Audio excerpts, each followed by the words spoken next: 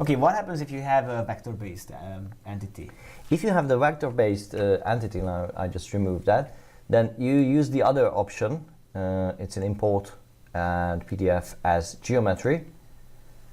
And then this time I cannot use this one because this has no geometrical data. This has no geometric information. It only has a one raster image, and that cannot be processed this way. So I select another one. And before I do that, let me reveal what it contains. So if I go back here, this is the other PDF here.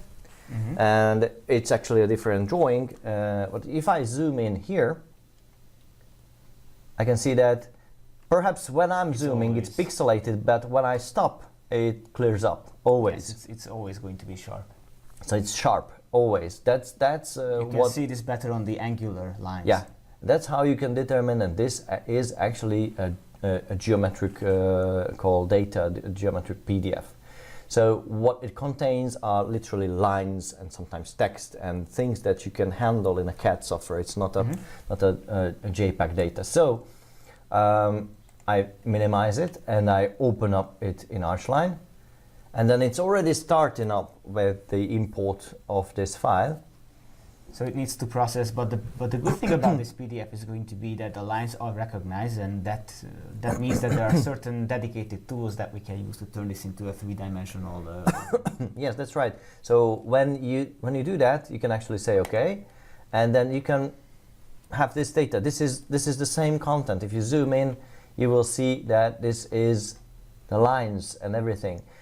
One thing that you cannot be certain about without measuring it, again, its size, whether it's good or not, because this can be scaled. In this specific case, this is actually scaled, I think, in 1:20 or something like that.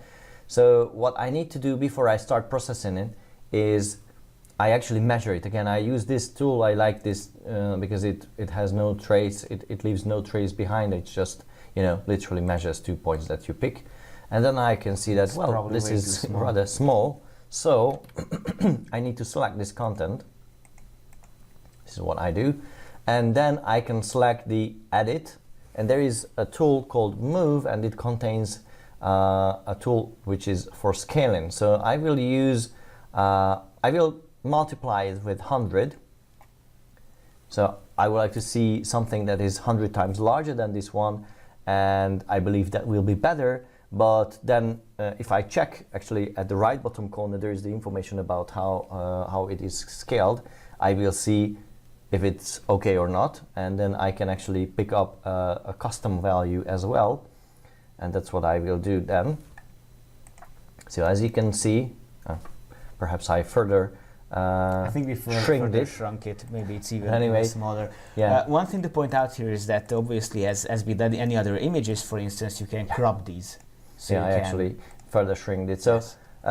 Shrunk it. So actually, this is how you can process this content. You can shrink it or rescale it. But anyhow, when you realize that the size is not good, you can either undo it and do it again, or you can say that you would like to use a certain scale on your own, which is, for example, edit scale, and you just use the scale tool. So you don't use the predefined values, but instead of that, you just use something else.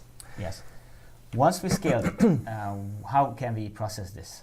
Because obviously we could trace it over. That's one solution, but there's another tool what could be used to turn these into three-dimensional smart objects. Yeah, if this is proper scaled, then you will be able. Let me just quickly scale it, because now if I use the wall tool, it will be very tiny. So let me just use the other value. It's this one here.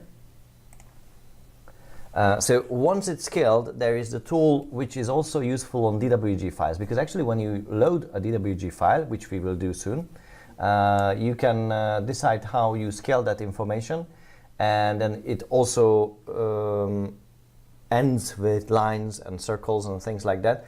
And then based on the information, there is the wall tool which is called walls on DWG file. Let me just zoom out, and then I will use that tool here. And with that, this one, yes. I will pick one endpoint around the endpoint, and around the other endpoint I click, and then the software recognizes the line itself. And then I click on the other line, which represents the thickness of the wall.